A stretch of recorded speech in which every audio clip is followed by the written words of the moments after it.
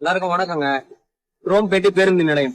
இந்த இடத்துல பாத்தீங்கன்னா போஸ்டர்ல டபுள் இன்ஜின் போட்டு அதை அடிச்சு டப்பா இன்ஜின் போட்டு முன்னாள் தமிழகத்தினுடைய முன்னாள் முதல்வர் இப்போதைய பிரதமர் யாருன்னா சக்சஸ்ஃபுல் பிரதமர் இந்தியாவோட இது வரைக்கும் இருக்க வேர்ல்டு கண்ட்ரிஸ்க்கு இந்தியாவை ரொம்ப வெளியே கொண்டு போனது இவர் தான்.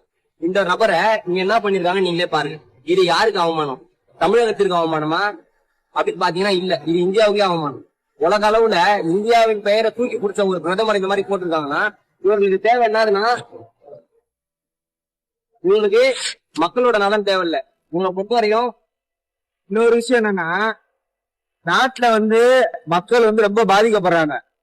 ஸ்கூலுக்கு போற பிள்ளைய கற்பழிக்கிறான், ரவுடிசம் கூடி போச்சு, ஒரு சட்ட ஒழுங்கு சீர்கட்டு கிடக்கு, ஒரு பாதுகாப்பு எதுவுமே இல்ல. அப்படிப்பட்ட நிலைமையில மக்களுக்கு பாதுகாப்பு கொடுங்கடா, கரெக்டான ஆட்சி கொடுங்கடான்னு கேட்டா முன்னாள் முதலமைச்சரும் இந்தியாவினுடைய பிரதமரையும் இப்படி ஒரு போஸ்ட் ஓட்டுனீங்கன்னா